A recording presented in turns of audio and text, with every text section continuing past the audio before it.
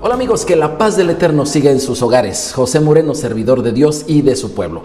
En esta ocasión estaremos viendo la porción número 16 de la Torá, que lleva por nombre en hebreo Beshalach, que en esta ocasión, le he puesto por título Lo débil se vuelve fuerte. Beshalach y envió. En esta ocasión estaremos viendo que lo débil, la verdadera debilidad, no está en carecer de fuerza, sino en carecer de voluntad. Y que la fortaleza, la verdadera fortaleza, no es aquella que impide que alguien caiga en alguna ocasión, sino aquella que lo hace levantarse nuevamente y nuevamente gracias al Señor. Quédate conmigo y aprendamos juntos de la palabra de Dios.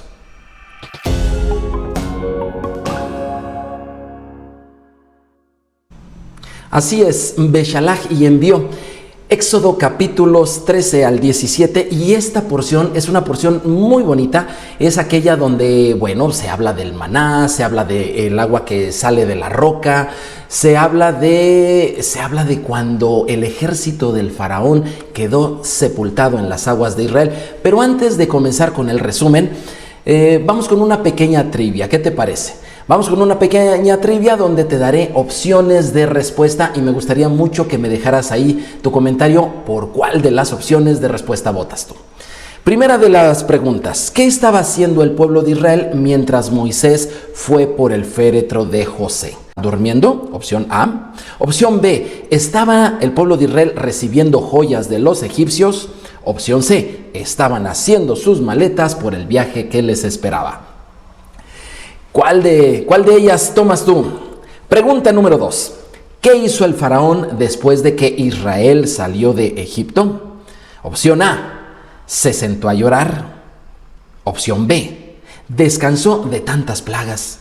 Opción C: salió a perseguir a Israel. Wow, yo creo que esta la tienes ya lista, ¿verdad? Déjame ahí tu comentario. Pregunta número 3.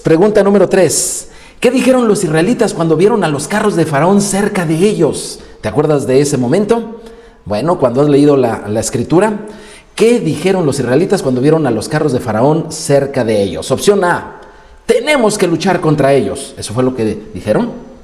Opción B: qué bueno que quisieron acompañarnos. Esa podría ser otra respuesta. ¿Tú qué opinas? Opción C: hubiera sido mejor seguir siendo esclavos y morir en Egipto. ¿Cuál de esas tres cosas fue lo que dijo Israel al ver los carros de Faraón cerca de ellos? Por favor, déjame tus comentarios. Puedes preguntar con gente que tengas allí: oye, ¿por cuál votamos? Bueno, ok. Pues como siempre vamos a ver el resumen de la porción de esta semana para ubicarnos en dónde estamos en nuestro estudio el día de hoy. Y te recomiendo mucho que junto con este estudio tú leas el Salmo 20. Sí, Salmo 20. Te va a encantar la conexión entre esta porción de la Escritura y el Salmo 20. Y obviamente yo te pediría que hicieras una conexión también con tu vida. ¿En qué momento el Señor te ha escuchado? ¿En qué momento? ¿En el momento de angustia? ¿Te ha escuchado en el momento de alegría? ¿Te ha escuchado en el momento en que tienes enemigos cerca? ¿Te ha escuchado también con tu familia? ¿En qué momento te ha escuchado? Pero vamos a ver el resumen de la porción de esta semana. Moisés tomó los huesos de José y salió de Egipto con todo el pueblo de Israel, siendo guiados con una columna de nubes por la mañana y una de fuego por la noche. Poco después, Faraón los persiguió para forzarlos a volver y quedaron atrapados entre el ejército del Faraón y el mar. Dios le dijo a Moisés que usara su bastón y el mar se abrió para dejar pasar a Israel y luego cerrarse sobre los egipcios.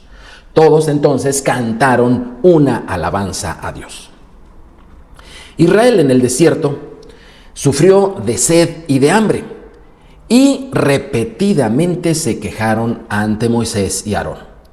Es entonces cuando Dios les endulza las aguas amargas de Mara y luego hace que Moisés saque agua de la roca al golpearla con su bastón. Dios entonces también hace descender maná del cielo cada mañana para dar alimento a todo el campamento israelita. Israel es instruido para recolectar una doble porción del maná los viernes, porque este no cae en sábado. pues es el día del descanso decretado por Dios. Algunos desobedecen y salen a recolectar maná en el séptimo día, pero no encuentran nada. Aarón preserva una pequeña cantidad de maná en un jarro como un testimonio para las futuras generaciones. En Refidim, el pueblo es atacado por Amalek, quienes son derrotados por las plegarias de Moisés y un ejército dirigido por Josué, a quien su nombre original es Yehoshua. Pues ahí tienes la porción, el resumen de la porción de esta semana. Como siempre, te invito a que en el día del descanso te reúnes con tu familia, te reúnas en un ambiente pues muy cordial, muy tranquilo. Si hay alguna cena preparada para tenerla después del estudio, sería muy recomendable, y que tú con tu familia lean estos pasajes y vean en qué momento de la vida de tu familia se encuentran ustedes. Pidan, oren al Señor y reciban respuesta como lo recibió Moisés, Aarón y todo el pueblo de Israel, siendo libres de aquellos opresores que les instigaban y que no lograron hacerles daño. De la misma manera que ellos se gozaron, ustedes también se gozarán en el Señor y cantarán alabanzas y vivirán su propia historia de bendición y de milagros en su familia. Pero bueno, ¿te acuerdas de la trivia? ¿Ya tienes tus respuestas? Te invito, por favor, te voy a dejar rápidamente estas preguntas nuevamente en pantalla para que tú elijas las respuestas y me dejes ahí tu comentario. Ahí las tienes. Bueno, pues vamos ahora a ver el texto en Éxodo capítulo 13. El versículo 17 dice así: y luego que Faraón dejó ir al pueblo, ahí nos vamos a centrar. Ya Israel salió de Egipto y ahora el Faraón dejó ir al pueblo. Éxodo 13, 19 al 21. Tomó también consigo Moisés los huesos de José, el que había juramentado a los hijos de Israel, diciendo: Dios ciertamente os visitará, y haréis subir mis huesos de aquí con vosotros. Y partieron de Sucot y acamparon en Etam, a la entrada del desierto. Y el Señor iba delante de ellos de día en columna de nube para guardarlos por el camino, y de noche en columna de fuego para alumbrarles, a fin de que anduviesen de día y de noche. Vamos a pasar al capítulo 14, versículos 5 al 7. La palabra de Dios dice así: y fue dado aviso al rey de Egipto que el pueblo huía, y el corazón de Faraón y de sus siervos se volvió contra el pueblo, y dijeron: ¿cómo hemos hecho esto de haber dejado ir a Israel para que no nos sirva? Y unció su carro y tomó consigo su pueblo, y tomó 600 carros escogidos, y todos los carros de Egipto y los capitanes sobre de ellos. Capítulo 14, versículos 10 al 13. Y cuando Faraón se hubo acercado, los hijos de Israel alzaron sus ojos, y aquí que los egipcios venían tras ellos. Por lo que los hijos de Israel temieron en gran manera y clamaron al Señor. Y dijeron a Moisés: ¿no había sepulcros en Egipto que nos has sacado para que moramos en el desierto? Porque has hecho así con nosotros, que nos has sacado de Egipto. ¿No es esto lo que te habíamos hablado en Egipto, diciendo: déjanos servir a los egipcios? Porque mejor nos fuera servir a los egipcios que morir en el desierto. Y Moisés dijo al pueblo: no temáis, estar firmes y ved la salvación que el Señor hará hoy con vosotros, porque los egipcios que hoy habéis visto, nunca más para siempre los veréis.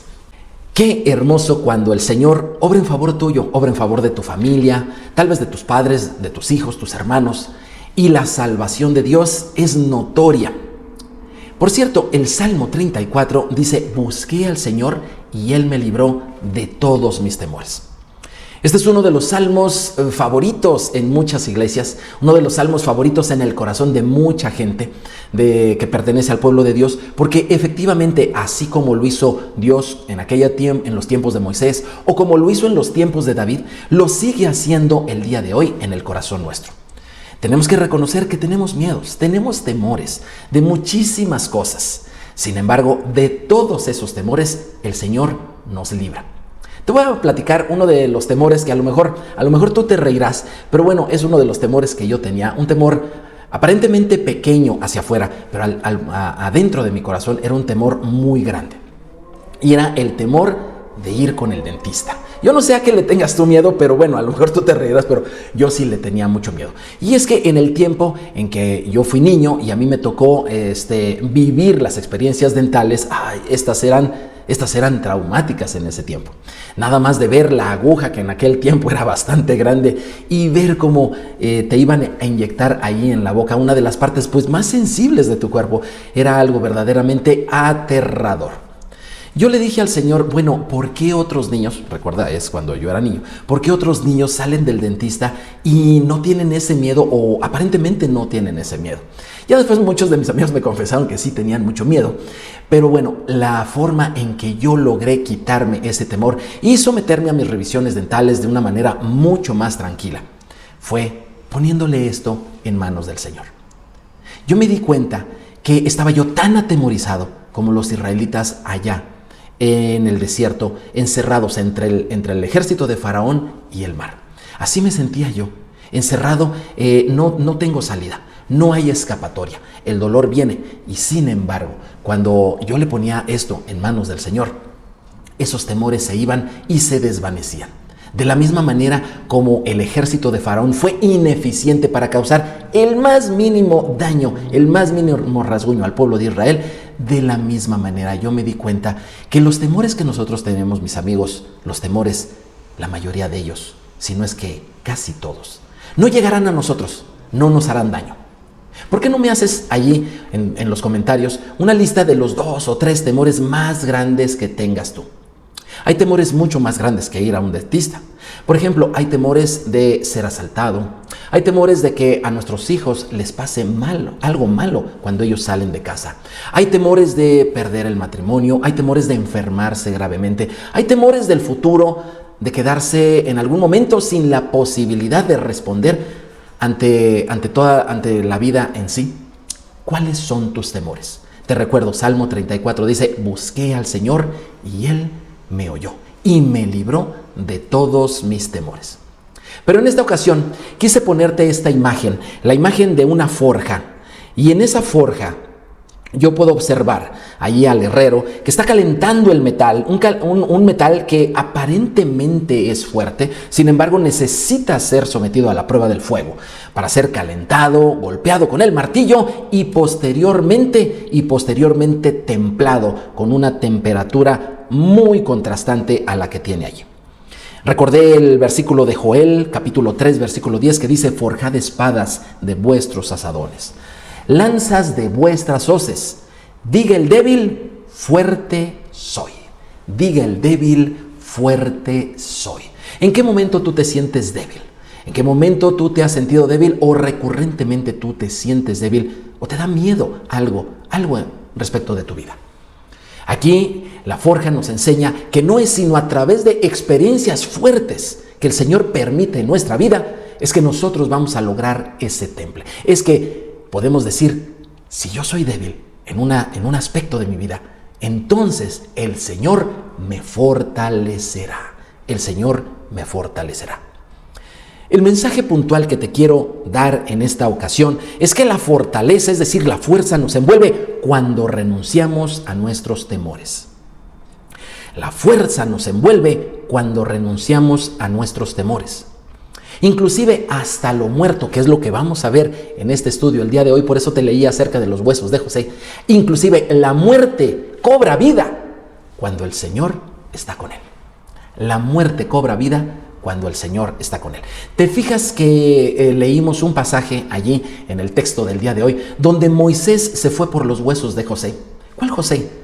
El que hemos estudiado en clases pasadas. Sin embargo, a pesar de que a José lo podemos estudiar con unas 3 o 4 clases anteriores, quiero decirte que la distancia entre José y Moisés es muy grande. Es ya de 4 siglos, 400 años, poco más de 400 años. Así de grande es la distancia que hay entre ellos. Y sin embargo, José, aquel José el soñador, el de Génesis de los últimos capítulos, les hizo prometer a sus hermanos y les dijo, oigan, Dios los va a venir a visitar aquí en Egipto. Él no sabía cuándo, ¿verdad? Pero fue mucho tiempo después. Dios los va a venir a visitar. Cuando eso suceda, no dejen mis huesos aquí. No dejen, llévenselos. Entonces, 4 siglos después, ya que todo el mundo está preparándose para salir de Egipto, ya que el faraón les dijo, está bien, váyanse, y que la gente está tomando joyas de sus vecinos egipcios. Ya les di la respuesta de una de las trivias. Cuando ellos están haciendo eso, Moisés, en lugar de ir también por joyas, oro y riquezas, se va por los restos de José. En alguna ocasión me hicieron la pregunta, bueno, ¿y cómo es que después de 400 años todavía existían huesos? Porque se supone que los restos de un ser humano pues se vuelven polvo, ¿verdad? Se llegan a volver polvo, inclusive los huesos. Recordemos que en el antiguo Egipto se embalsamaban los cadáveres de las personalidades, de los personajes importantes, como lo fue, sin duda alguna, lo dice la Biblia, José. José fue uno de los más grandes gobernantes adjuntos que tuvo Egipto y sin duda alguna a él lo embalsamaron. Bueno, pues Moisés sabía dónde estaba su féretro y se llevó esa caja de huesos para que junto con el pueblo de Israel salieran libres de Egipto, dirigidos hacia la tierra de Israel. Y aquí algo muy interesante. Si bien es cierto que lo débil se vuelve fuerte, ¿verdad? ¡Wow! Eso es maravilloso y espero que así sea en tu caso y el de tu familia. Pero ¿y qué tal de lo muerto? Lo muerto puede llegar a cobrar vida. Lo muerto puede llegar a recibir las bendiciones del Señor y tener una vida gracias al Señor. Le puse a esta sección una tumba que se mueve. No te me espantes. Una tumba. ¿Has visto una tumba que se mueve? Yo sé que has visto muchas películas, thrillers, puestas en escena, en fin, expresiones culturales de muertos que se levantan y en general, todas estas expresiones nos muestran algo terrorífico, algo que no es bueno, algo de lo cual debemos de huir. Sin embargo, la Biblia nos habla de todo lo contrario. Piensa en la resurrección de Jesús. Piensa en la resurrección de este maravilloso Salvador al salir de la tumba. Hubo luz, hubo un desplante de poder y de vida, alegría y vida. ¿Por qué? Porque un muerto se levantó de la tumba y estuvo entre nosotros. Bueno, pues ahora los huesos de José obviamente representan la resurrección que habría en algún tiempo después, siglos después de la de nuestro Señor Jesús. Así es, el hecho de que Moisés haya sacado ese féretro de Egipto era importante mencionarlo porque esto representa a la resurrección. Y bueno, entre Moisés y Josué cumplieron esa hermosa profecía que habla del Mesías, pero que también habla del pueblo. ¿Por qué? Porque Moisés sacó de Egipto los huesos de José, de la misma manera en que el Padre Celestial sacó el cuerpo de Jesús de la tumba y lo trajo a vida. Y así como Josué, muchos años después, Josué metió esos huesos de José a la tierra prometida y allí fueron depositados. De la misma manera, nuestro Señor Jesús vendrá por segunda vez y pisará nuevamente Tierra Santa. Estos hechos, por eso es que es importante, es una de las razones por las cuales es importante mencionar que entre toda la salida del pueblo de Israel de Egipto, pasó esto con los huesos de José. Era muy, muy importante. Pero respecto de dónde dice la Biblia que fue depositados los restos de José en la tierra prometida, aquí tienes el texto. Josué capítulo 24, versículo 32 dice: y enterraron en Siquem los huesos de José que los hijos de Israel habían traído de Egipto, en la parte del campo que Jacob compró a los hijos de Hamor, padre de Siquem, por 100 piezas de dinero, y fue posesión de los hijos de José.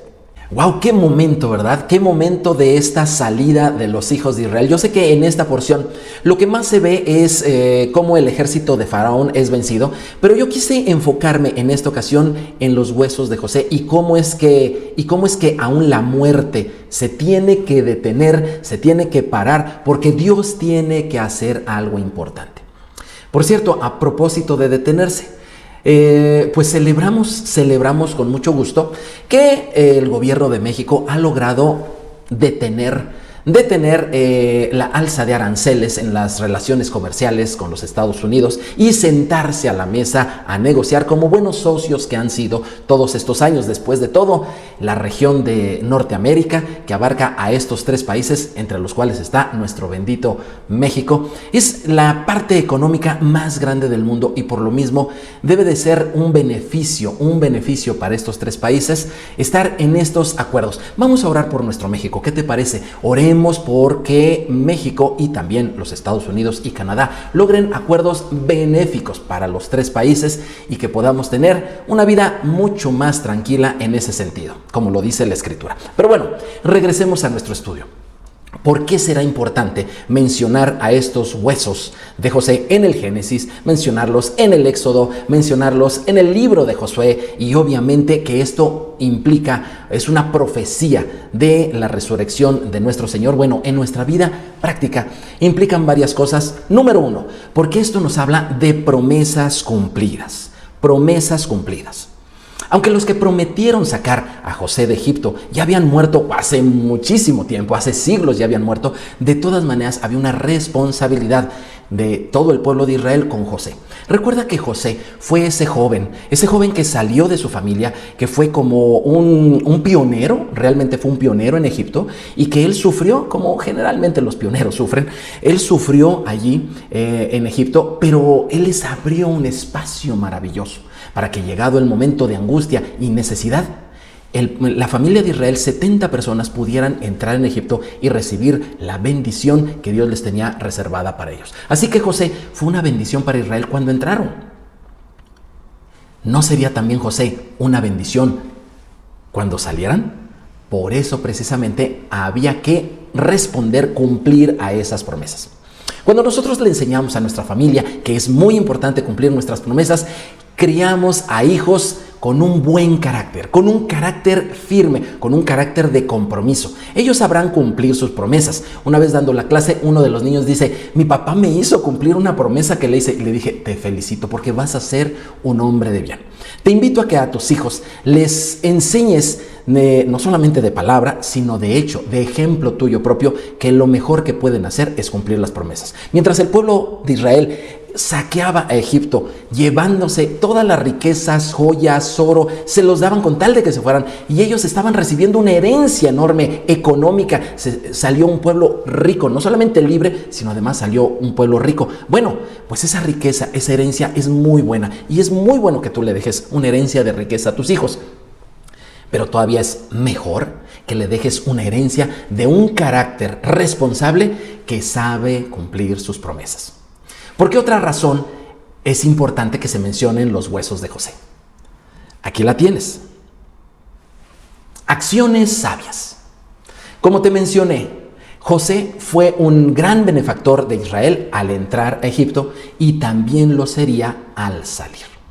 Cada vez que tú y yo tenemos que cambiar cosas en nuestra vida, a lo mejor cambias de trabajo, cambias de ciudad, a lo mejor te casas, a lo mejor tienes hijos, en fin, esos grandes cambios en la vida, necesitamos un modelo, necesitamos un ejemplo. Y José fue un ejemplo de éxito para todo el pueblo de Israel. Fue un líder nato, fue un líder indiscutible para el pueblo de Israel. José, yo he tenido líderes en mi vida que han modelado mis decisiones, que han sido un ejemplo en mi vida. No solamente mi papá, mi mamá, mis abuelas. A mis abuelos no tuve la fortuna de conocerlos, pero también he tenido otros líderes en mi vida. He tenido líderes, pastores queridos y entrañables, con los cuales, con su ejemplo, sí, también con sus enseñanzas, pero sobre todo con su ejemplo, me han dado luz al momento de tomar decisiones. Tú necesitas también de ejemplos de tu vida. Busca los mejores. Definitivamente, obviamente, el máximo de nuestros ejemplos, nuestro Señor Jesús. Así que también se le menciona a José porque tenemos que tener en nuestra vida, en esta vida de cambios, decisiones sabias.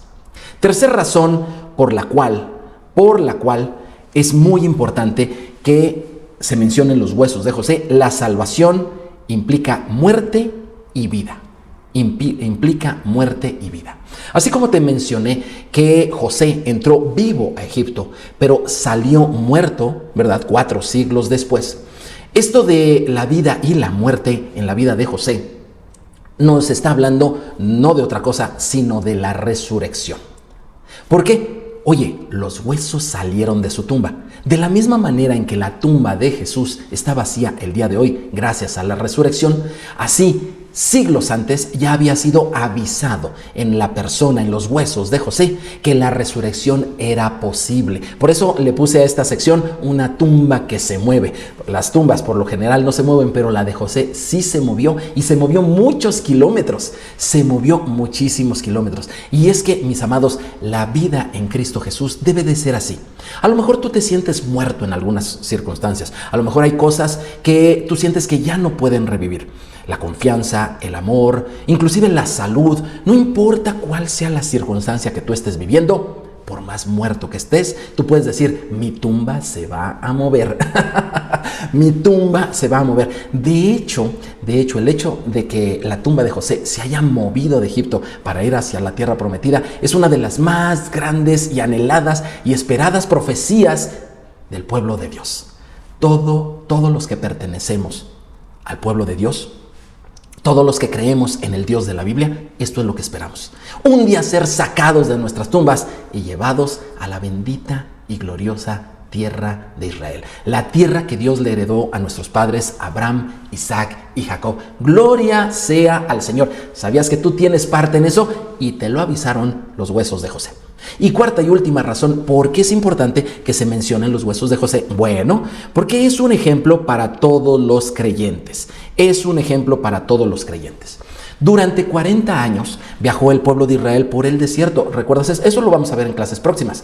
Pero tú sabes la historia. Durante 40 años. Y ellos llevaron dos cajas muy importantes.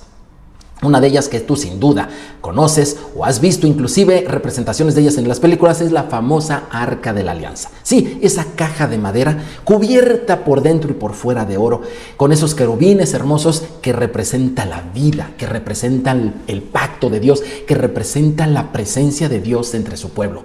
Esa presencia de Dios que necesitamos en nuestro corazón, en nuestra familia, en nuestras acciones, en nuestras decisiones. Esa Arca de la Alianza que es lo más hermoso que representa a Dios en nuestro corazón, en nuestro propio corazón. Cuando una persona tiene a Dios en su corazón, esa persona está viva. Y el Arca de la Alianza representa eso. Representa el éxito, representa la bendición, la salud, la felicidad, el amor, el perdón, la gracia, el favor. Todas las cosas buenas que un ser humano necesita en este mundo, en esta vida y la que sigue, están representadas en esa caja. Y esa caja viajó 40 años con Israel en el desierto. Pero hay otra caja que también viajó con Israel 40 años en el desierto. Y esa otra caja son los huesos de José. Es el féretro, el ataúd, pues, de José. Y esa caja no representa la vida. Esa caja no representa nada de lo que te dije anteriormente. Esa caja representa a un muerto que tiene una esperanza, pero que está muerto. Esta caja, al igual que la primera, entraron en la tierra prometida. Ya leímos ahí en Josué, ¿verdad? Que sí entró esa segunda caja. La caja conteniendo muerte también entró en la tierra prometida. También recibió bendición. ¿Cómo es posible que una caja que representa la muerte tuvo la misma suerte y bendición que una caja que representa la vida? Dicen los sabios de Israel que esta caja, los huesos de José, tuvo esa bendición porque se sometió y siguió a la primer caja. ¿De qué nos habla esto?